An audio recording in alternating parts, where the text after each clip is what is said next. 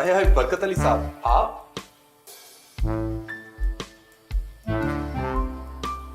मुझे जानते हो मियां लोग, मैं कौन हूँ और क्यों आया हूँ यहाँ पे? जी जी बरकत अली साहब, आपको भला कौन नहीं जानता।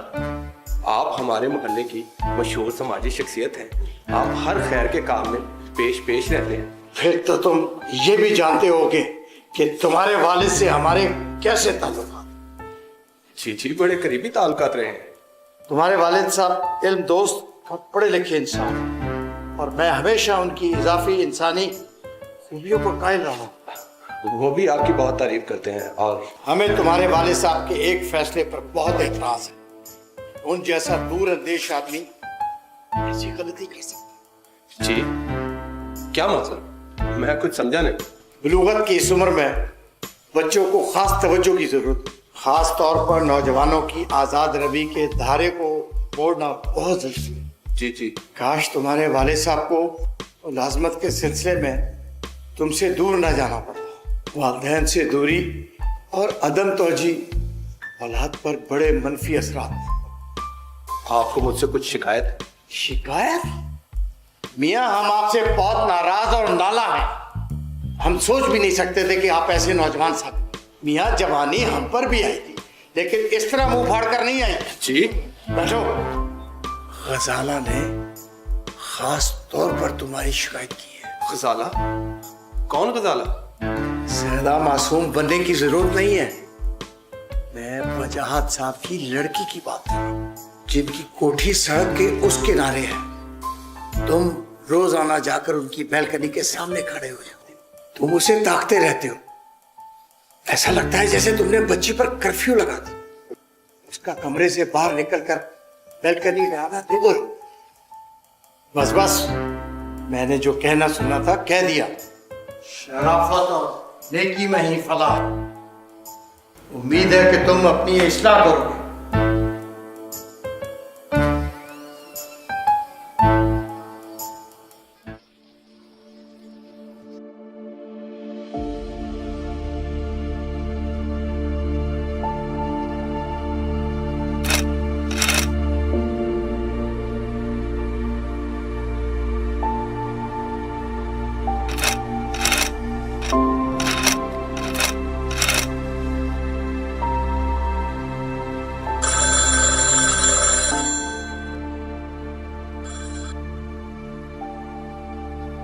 अस्सलाम वालेकुम। जी वालेकुम सलाम।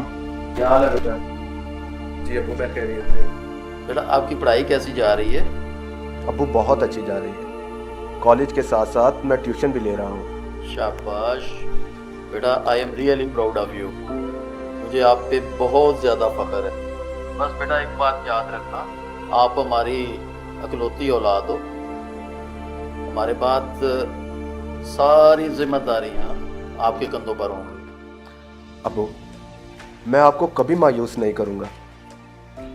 और हाँ याद आया, बरकत अली साहब आपका पता करने आए थे। अच्छा अच्छा, बरकत साहब बहुत कमाल के आदमी हैं, मिसाली शख्सियत हैं और सारी ज़िंदगी उन्होंने भलाई कामों में गुजार दी है। अब भी किसी को कोई मसला होता है, कोई तकलीफ होती है तो वो सब कुछ छोड़ के उनकी खिदमत में लग जाते हैं। इसीलिए तो उन्होंने शादी नहीं की। और वजाहत साहब? वजाहत साहब? कौन वजाहत साहब? अच्छा अच्छा अच्छा, वो पीली कोठी वाले। क्या हो गया वजाहत साहब को? नहीं अबू, हुआ तो कुछ नहीं। मेरी तो कभी उनसे मुलाकात नहीं हुई। अलबत्ता बरकत अली साहब बता रहे थे कि वो अक्सर आपका तज़किरा करते हैं, अक्सर आपके बारे में पूछते रहते हैं। हाँ याद आया मुझे, वो भी बहुत अच्छे आदमी थे। वो भी अक्सर हमारे साथ शिकार पे जाया करते थे और निशाने के बहुत पक्के आदमी थे। और कोई मसला, कोई मसाइल? नहीं अबू, कोई मसला नहीं। अगर कोई बात होगी तो मैं ज़रूर आपको आगाह कर दूंगा। अल्लाह हाफ़िज़ Abu. Oh my lovely son, thanks God.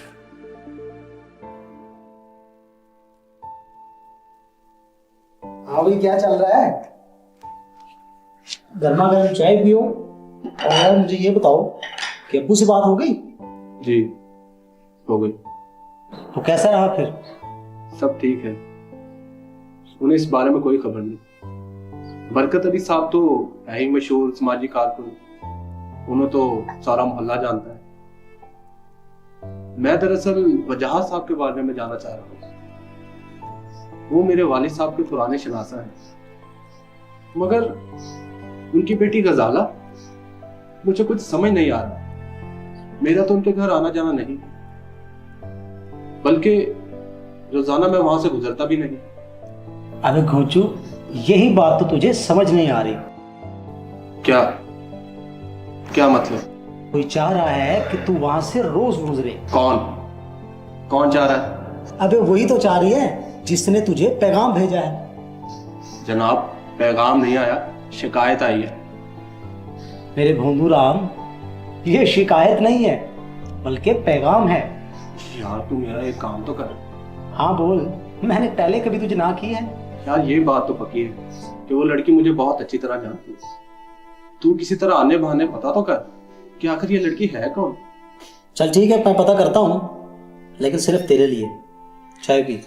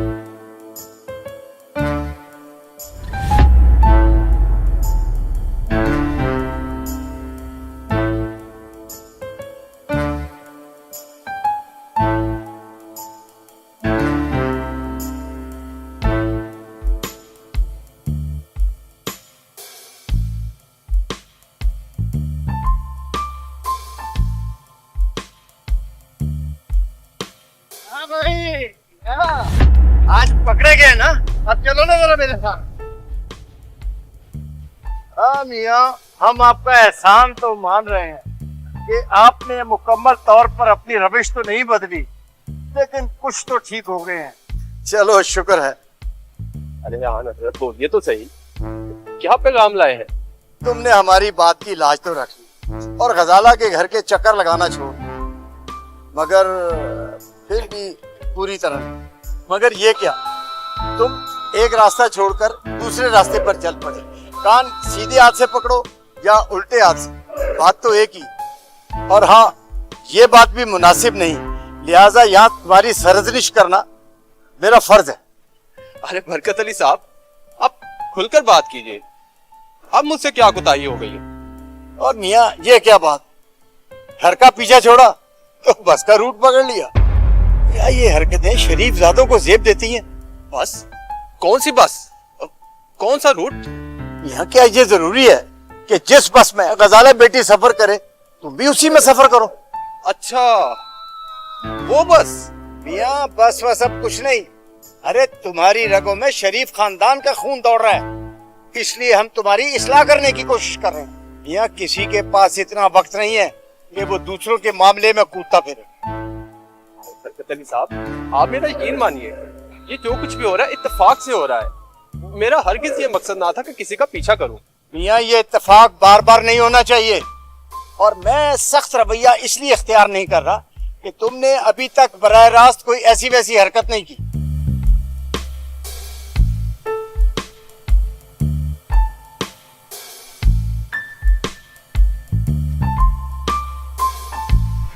अस्सलाम वालेकुम बेटा, क्या हाल है?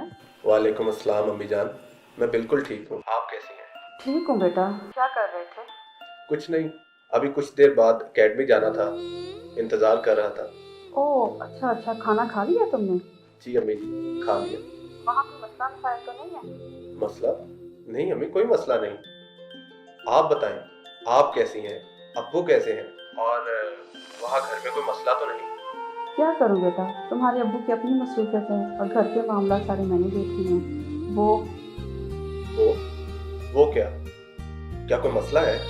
बेटा कोई बड़ा मसला नहीं है, बस कुछ बातें हैं जिनको देखना है। तो वही तो आपसे पूछ रहा हूँ, आखिर बात क्या है? नहीं बेटा, बस तुमसे दूरी की वजह से कुछ परेशान हूँ और कुछ मसाइल हैं। अगर आप कहें तो मैं कुछ अरसे के लिए वापस आ जाऊँ? हाँ बाबर बेटा, तुम 2-3 दिन के लिए इधर घर आ जाओ। मैं जानती हूँ कि उस घर में भी तुम अकेले ही घर को संभाल रहे हो। अम्मी जान, क्या पढ़ रही हैं आप? और ये जबरदस्त गर्मा गर्म चाय मेरी अम्मी के लिए। बेटा घर में इतने मुलाजिम हैं, तुम क्यों चाय बना के लेके आए हो? आज मेरा दिल चाह रहा था कि मैं अपने हाथों से अपनी वालदा के लिए चाय बनाऊं। थैंक यू बेटा। आप शुगर? No sugar no. चाय तो बहुत मजे की है। मैं अकेले रह के आप देखे कितनी अच्छी चाय बनाना सीख गया हूँ। कितना कमजोर हो गए, तुम कुछ खाते पीते नहीं हो? आप घबराए नहीं, हर वक्त खाता रहता हूँ, सोता भी ठीक से हूँ। लेकिन आपको पता नहीं है ना कि कॉलेज के क्या मामलात होते हैं। मुझे सब पता है, मैं तुम लड़कों को जानती हूँ अच्छी तरह, और मैंने भी यूनिवर्सिटी देखी है, कोई जाहिल नहीं हूँ। अच्छा छोड़े, अब ये बताएं कि बात क्या है। आपने मुझे बिला वजह इतनी दूर से यूं नहीं बुलवाया, जरूर कोई ना कोई बात है। बेटा तुम तो जानते हो, तुम्हारे वालिद ने हमेशा ठाट बाट के साथ शहाना जिंदगी गुजारी है। दावतें, महफिलें, दोस्तों के साथ घूमना फिरना, शिकार पर जाना, शतरंजबाजी, इतने बड़े सरकारी अफसर होने के बावजूद कभी मुलाजमत को संजीदगी से नहीं लिया। अब देखो मज़ारे ज़मीनों पर तंग कर रहे हैं, किराएदार वक्त पर किराया नहीं दे रहा है। आप घबराए नहीं, मैं मैनेजर साहब से मिलकर तमाम मामला तय कर लेता हूँ। आप खुश? वो तो मैं भी उसे हिदायत देती रहती हूँ, सारी बातों पे मेरी नज़र है। तुम्हें तो सिर्फ इसलिए बुलाया था कि तुम्हें मिलने को जी चाह रहा था। बस इतनी सी बात, और कोई बात नहीं। ऐसी कोई खास बात नहीं है, बस घर की बात है, इसलिए मैंने तुम्हें बुलाया है कि तुम ही इस मसले को देख सकते हो। आखिर बताएं तो सही, बात क्या है? बात कोई ऐसी खास नहीं है और हो भी सकती है। आखिर बताएं तो सही, बात है क्या? गेस्ट हाउस में तुम्हारे वालिद का एक दोस्त आके ठहरा हुआ है। वो अजीब पुरस्रार सा आदमी है। एक दिन मैंने उसे तुम्हारे वालिद साहब के साथ नशिस्त गाह में देखा। वो अजीब से हुलिये में था, दोनों राजदारी के अंदाज में की बात कर रहे थे। मैं एक मरतबा गेस्ट हाउस गई, मैंने एक साई को वहाँ फिरते देखा। वो अजीब जोगियों और जादूगरों के हुलिये में था। 1-2 रातों से मैंने गेस्ट हाउस में अजीब सा शोर सुना है। आप घबराएं ना, मैं देख लेता हूँ कि वो कौन है, कहाँ से आया है, और आखिर वो चाहता क्या है। आप बिल्कुल ना घबराएं।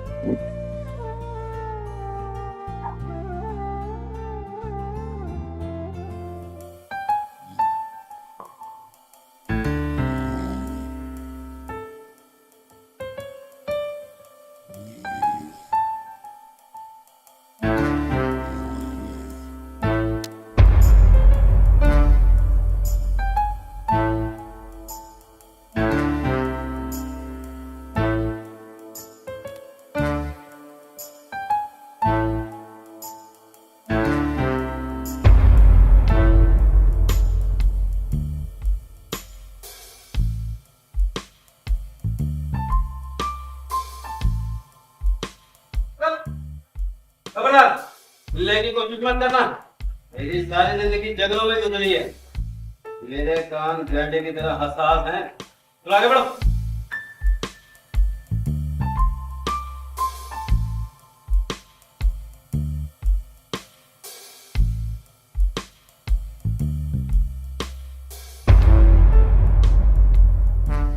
चल चल चल बैठो।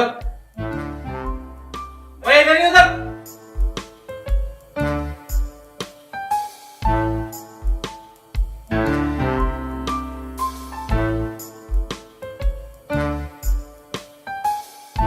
कौन हो तुम?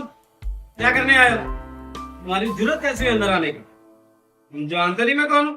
मैं अपने शिकार को शेर की तरह झपट्टा मारकर दबोच लेता हूँ, तेंदुए की तरह डर देता हूँ।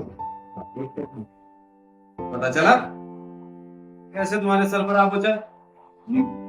वाकई आप कमाल की शिकारी हैं, मुझे बिल्कुल पता नहीं था।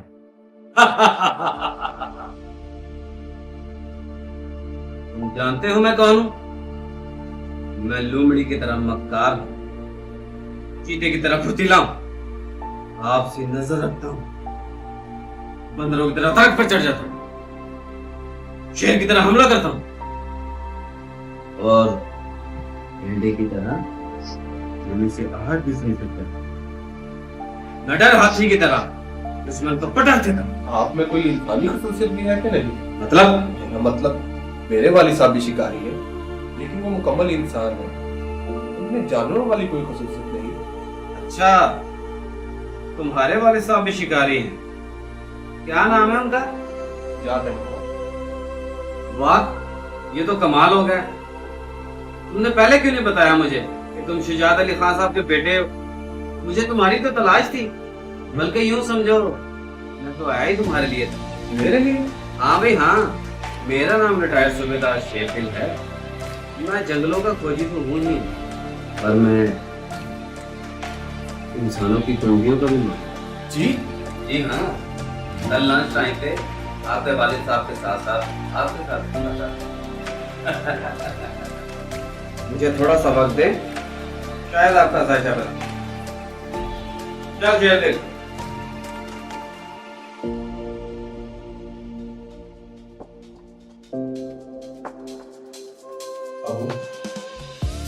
वो गेस्टों में आने वाले नए मेहमान को मैंने कल उन्हें देखा है, कुछ अजीब है।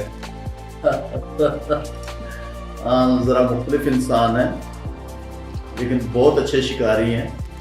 बज़ाहिर वो मफूकुल फितरत और हवास बाख्ता से महसूस होते हैं। बहुत पढ़े लिखे और गुनी इंसान हैं। मैं कुछ समझा नहीं, आखिर वो चीज क्या है?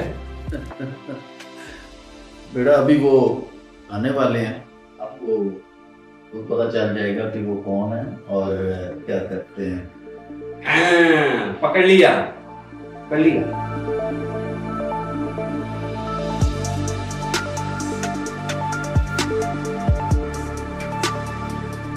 सर ये क्या कर रहे हैं आप?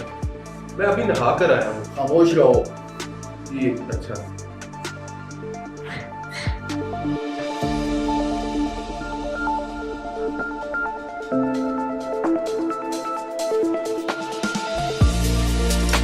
तुम्हारे बेटे की किस्मत के सितारे अरूज पर मुझे तुम वकील की बददुआ की बात कर रहे थे ना, वो असरात खत्म हो चुके हैं। अच्छा, हाँ, मेरा इल्म आदाद, इल्म नजूम, इल्म इस्साम ये बताता है कि तुम्हारा बेटा किस्मत का धनी है और इसके सितारों की चाल अब इसके साथ साथ चल सकती है।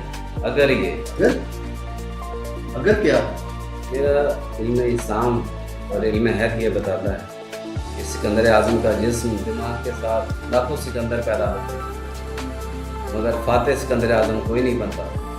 सिकंदर आजम बनने के लिए माहौल, हालातों, किरदार इंसान खुद पैदा करता है।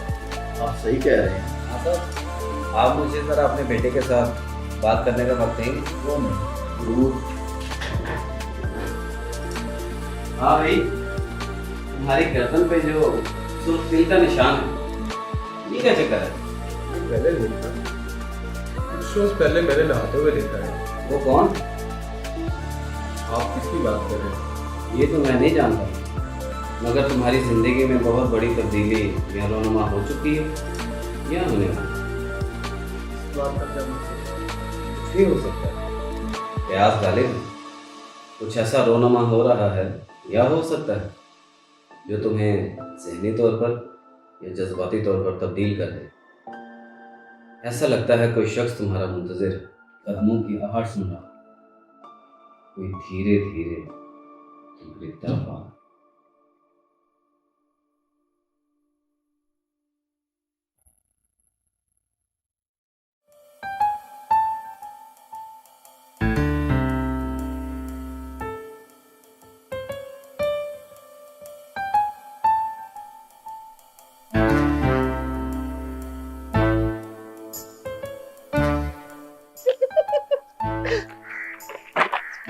अब तेरी बारी, तू संभाल इनको।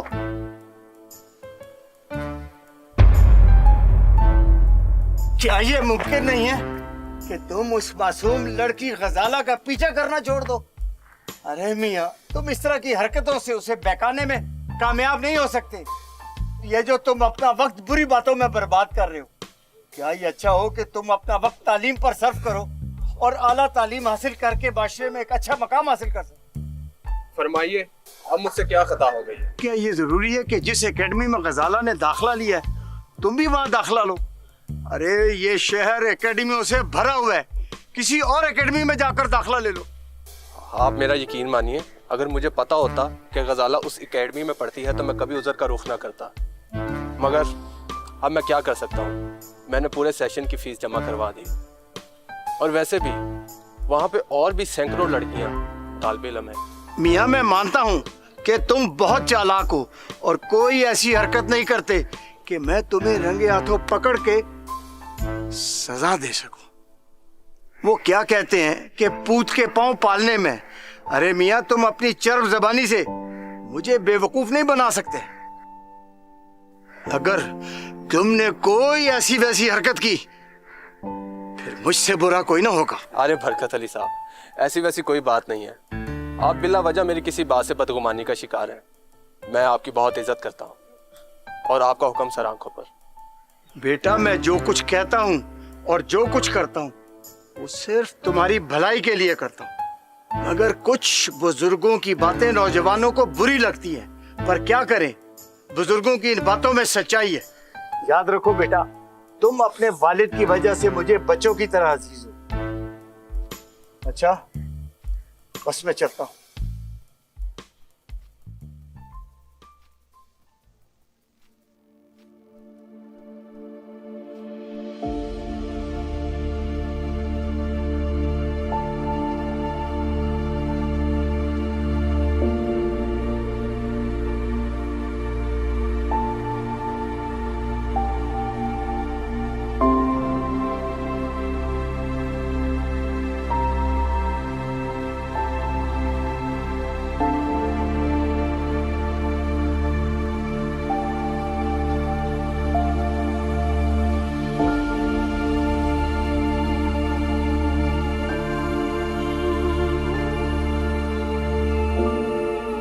ये लो शरबत पियो। ये तुमने अच्छा किया है, देखो मौसम भी कितना अच्छा है। बाबर बहुत परेशान लग रहा है, क्या बात है? गली के चक्कर काट रहा है। सालगिरह का गिफ्ट देना चाह रहा है। ओह हाँ, मैं तो भूल ही गई थी। तुमने लिया नहीं गिफ्ट? कैसे लेती यार, इतने लोगों के दरमियान जरा सी बात का तमाशा बन जाना था। तुम्हें तो पता है एकेडमी वाले इन बातों पे कितनी नजर रखते हैं। तो अब क्या करेगी? घबराओ नहीं, गिफ्ट मुझ तक पहुंच जाएगा। वो कैसे? बस तुम देखती जाओ। शरबत पियो।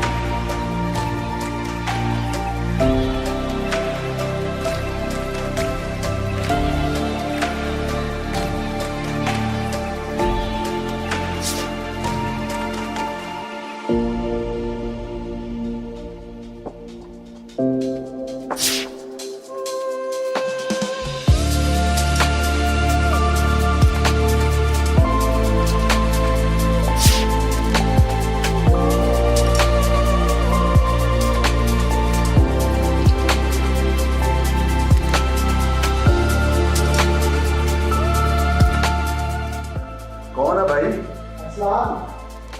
दरवाजा खुला है भाई, अंदर आ जाओ।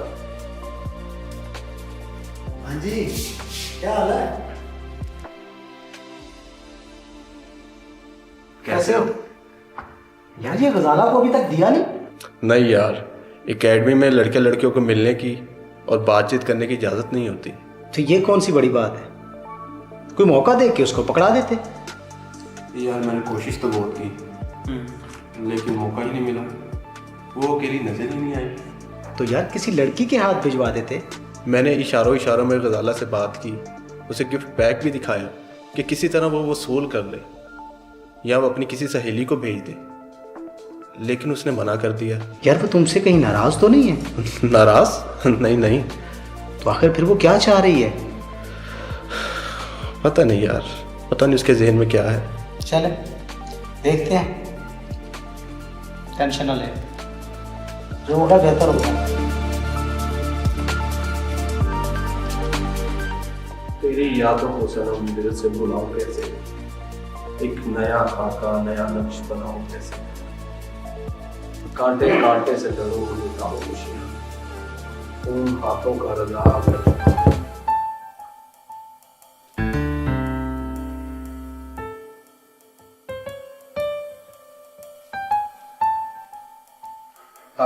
बाबर मियां, मुझे इंतहाई अफसोस से कहना पड़ रहा है कि मेरी मस्बत बातों का तुम्हारी शख्सियत पर कोई असर नहीं हुआ। तुम निरे चिकने घड़े साबित हुए। सुधरने की बजाय रोज बरोज कोई न कोई नई गैर अखलाकी हरकत सामने आ जाती है। तुम्हें तो शायद कोई नदामत महसूस नहीं होती, लेकिन तुम्हारे खानदान से वाबस्तगी की वजह से मैं शर्म से जमीन में गड़ा जाता हूं। और बस अब तो यही कहता हूं कि अल्लाह तुम्हें हिदायत दे। मैं कुछ समझा नहीं। खुद अपना मुहासबा करो लड़के, तुम्हारी जायरी शराफत के सारे दावे झूठे साबित हुए। और गतली साहब, हुआ क्या है?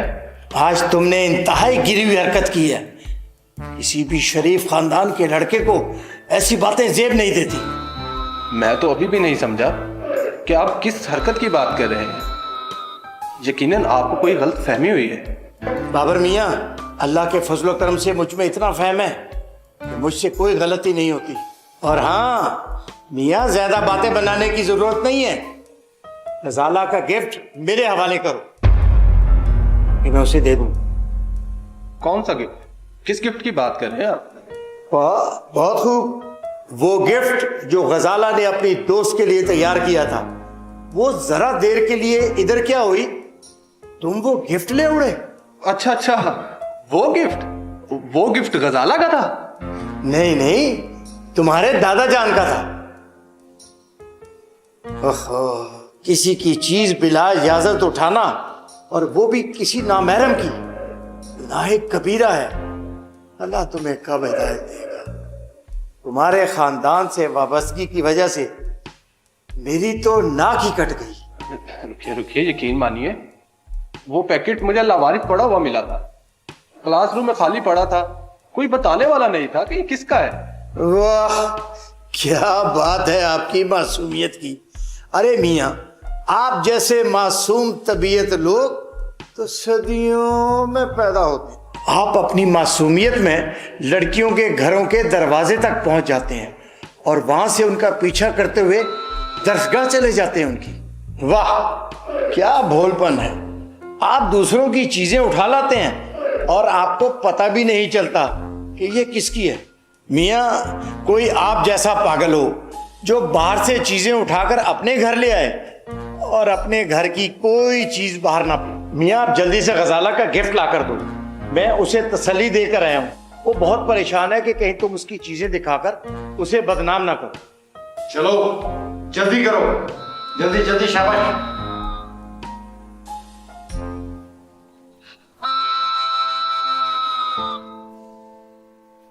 ये मैं बात बताऊं कि मेरी गलती की वजह से आपको इतनी परेशानी उठानी पड़ी। बस बस, मेरी आंखों में धूल झोंकने की जरूरत नहीं है। हम भी तुम्हारी उम्र से गुजरे हैं और मैं तुम्हें अब कोई गलती नहीं करने दूंगा।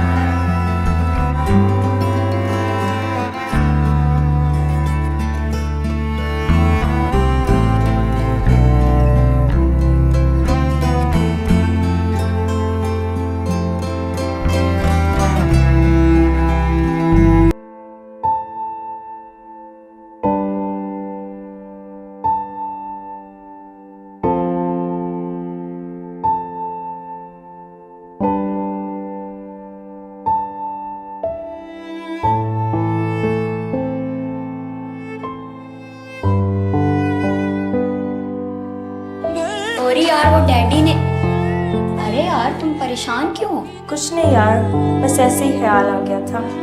अरे यार सब ठीक हो जाएगा, तुम ऐसे हाँ वहाँ परेशान हो रही हो। मैं परेशान नहीं हूँ और ना ही अपनी किस्मत का रोना रोऊंगी। यहाँ किस्मत कहाँ से आ गई? ये जो भी हुआ है या होने जा रहा है, ये सब तुम्हारी अपनी शरारत है। हाँ अपना ही है। ये सब कुछ मेरी मर्जी और मेरी सोच के मुताबिक हुआ है। अब चाहे तुम इसे शरारत समझो या कुछ और। अब तो ये शरारत भी नहीं रही और तुम इसे दिल लगी भी नहीं कह सकती। मैं देख रही हूँ तुम इस मामले में बहुत सीरियस हो। मैं शुरू से ही सीरियस थी, मगर इंसान अपनी अकल के तमाम घोड़े दौड़ाने के बाद जिस मकाम पर पहुंचता है, वो देखता है उसकी किस्मत उसके सामने खड़ी उसके अंजाम पर हंस रही होती है। ये कौन सी गजाला बोल रही है?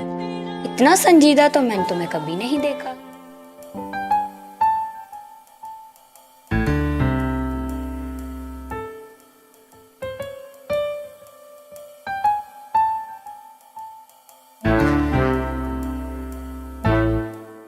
अस्सलाम वालेकुम। वालेकुम अस्सलाम। मुझे तुमसे कुछ जरूरी बातें करनी है। अंदर चलो, यहाँ बात करना मुनासिब नहीं। चलो।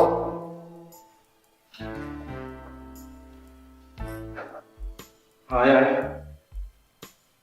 क्या लेंगे यार? बस भाई बस, बहुत हो गई। अब तो किसी नरमी के मुस्तहिक नहीं है, मगर मैं तुम्हें नरमी गर्मी से समझाता रहा, ये सोचता रहा कि नादानी की उम्र है, तुम ठीक हो जाओगे, लेकिन तुम्हारे कान पे जूं तक नहीं रेंगी और तुम दिन ब दिन पस्ती पे गिरते चले गए। मगर इस दफा मैं तुम्हें हरगिज़ माफ नहीं करूंगा। जी गजाला ने सब कुछ बता दिया। जी?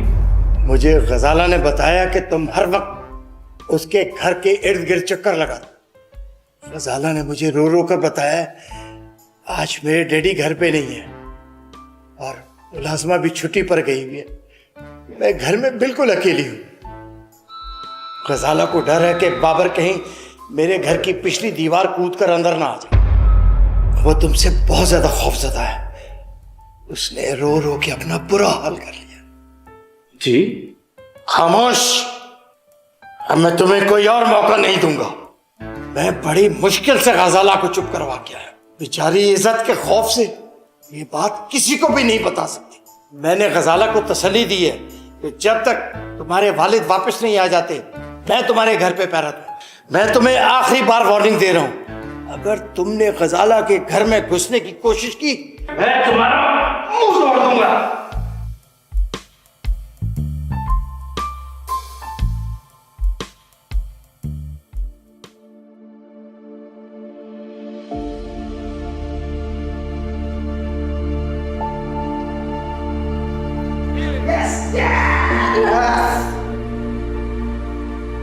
बाबर यार क्या सोच रहे हो?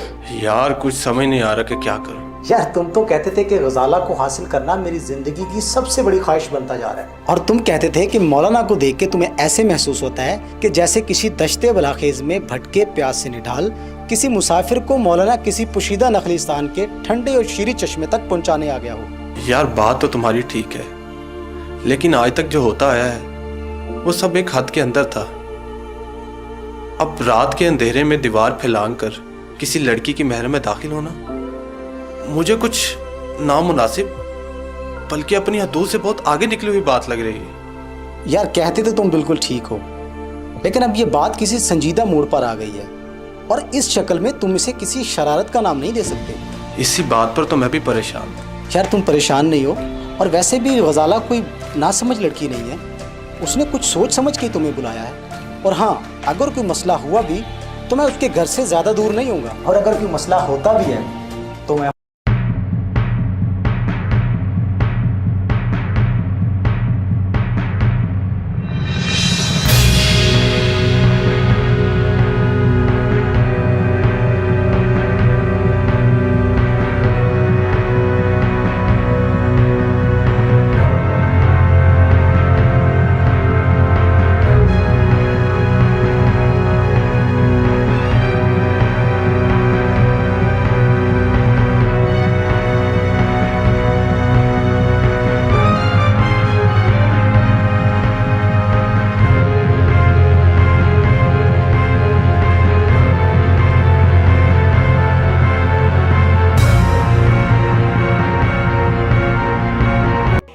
गजाला जी, आपने बुलाया और मैं आ गया।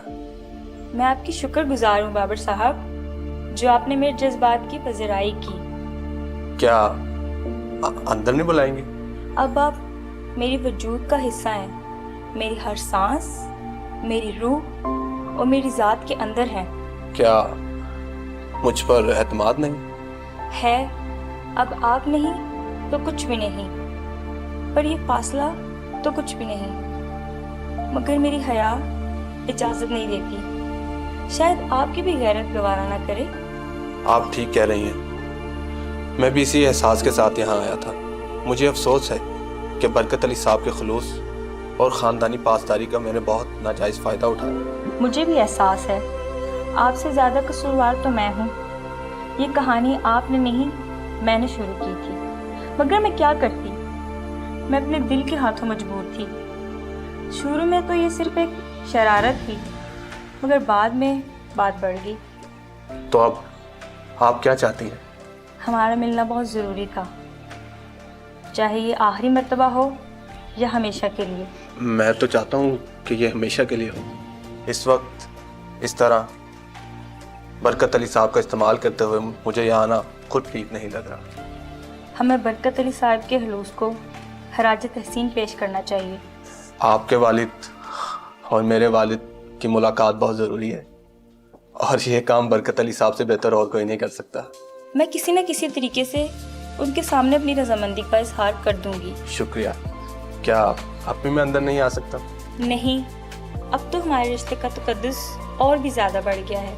मैं उम्र भर आपका इंतज़ार कर सकती। जागते रहो,